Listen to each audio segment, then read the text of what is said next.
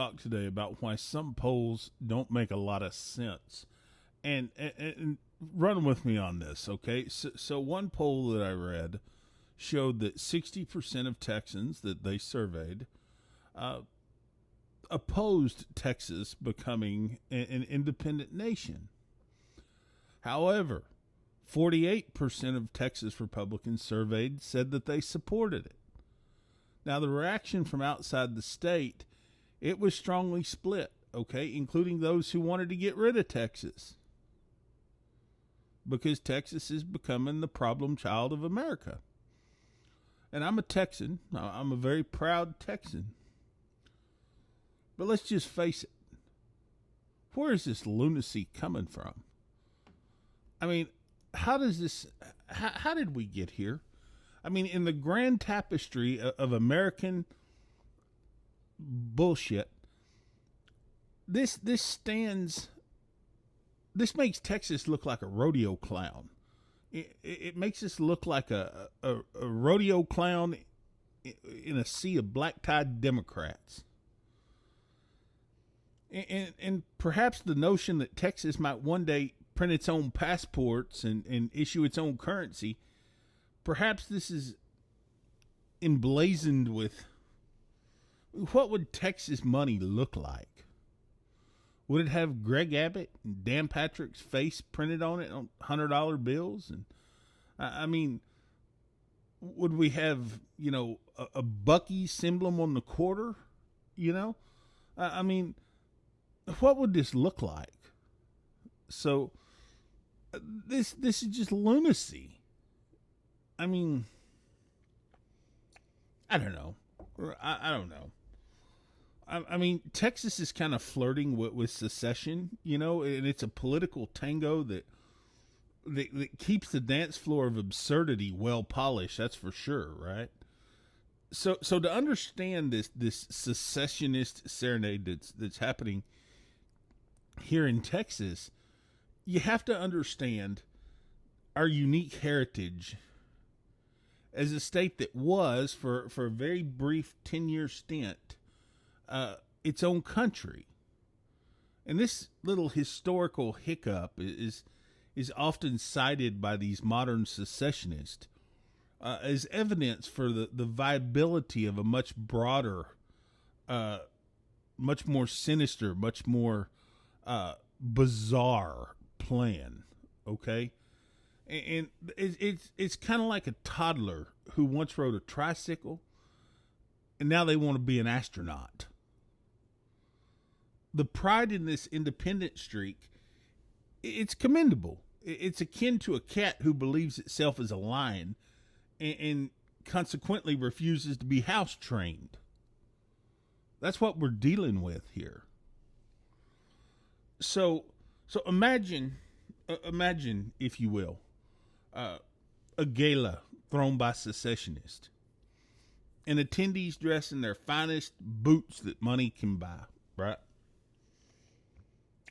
Because in a new Texas nation, boots, well, there's surely going to be a currency.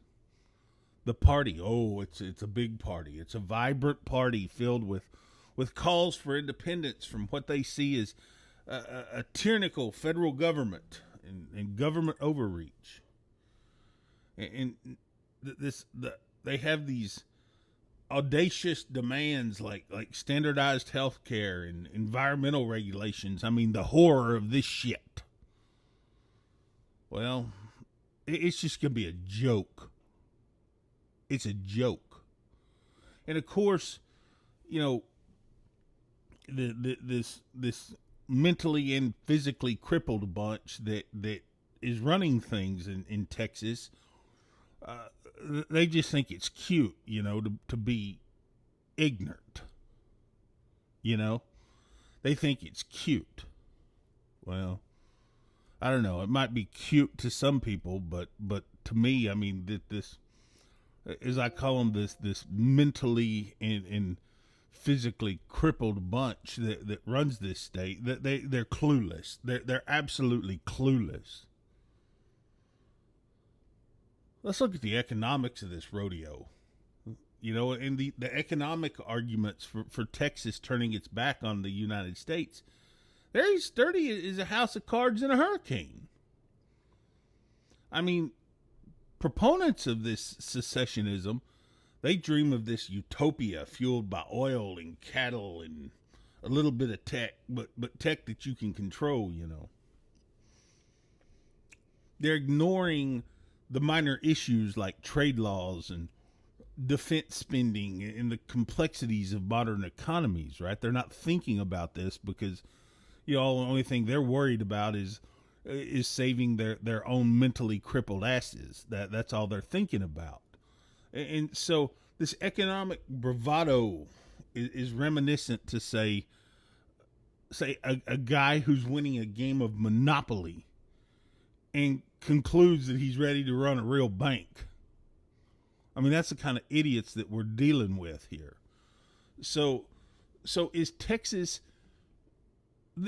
You think I'm being funny about this, or you think I'm being dumb about this, or whatever you want to say, but these mentally crippled idiots that are running things in Texas and convincing people to vote for them or rigging elections, whatever they're doing, to stay in power, it's bizarre.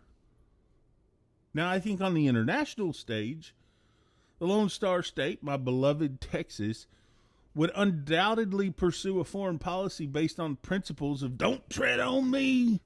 People that don't even understand what the hell that means. I mean, they run around here with their come and take it cannon flags and everything else. They don't even know what the hell that means. They're just trying to be cute, trying to be, that's their modern rebel flag. You rip their freaking rebel flag from these mentally crippled nuts. And then they become I was at this secessionist rally, and I saw these idiots all walking around with these come and take it t-shirts and come and take it flags and everything else. Look like a bunch of buffoons. But to back this up on the international stage, right? The Lone Star State, my beloved Lone Star State, would pursue a policy based on this. And diplomats in cowboy hats might present an amusing argument, or let's say an amusing sight at the UN if they were a part of it, proposing an oil barter system and challenging other nations to duels rather than diplomatic talks. I mean, Texas might just send ambassadors on horseback, a nod to tradition that would certainly spice up global diplomacy. I mean, could you imagine what this would look like? I mean, Jesus. Culturally, I think secession could mean that Texas would finally have free reign to mandate line dancing as a PE class, or declare barbecue sauce as a fundamental human right.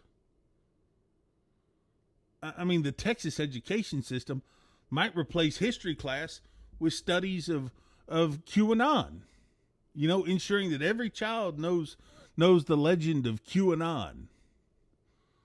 They wouldn't know much else, but by God, they'd know QAnon. And they'd hear how the Bush era has ended, and all this bullshit that they want to come up with. I mean, it's just absolutely stupid. You people know how stupid you really sound. Stupid. So in conclusion of my little rant here about Texas and the ignorance of this shit, y'all wanting to be your own state and you want to run my beloved Lone Star State, at least I can walk and think for myself. I mean, I'm not mentally or physically crippled. And in conclusion to all this, while our heart does swell with a lot of pride at the thought of a standalone Texas, the brain, I think here, should probably be consulted.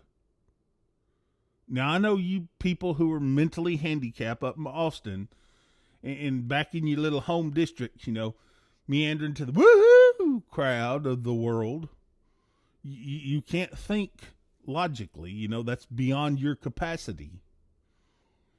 But I'm going to caution you against some giddy optimism that you think is going to ultimately save your mentally crippled ass.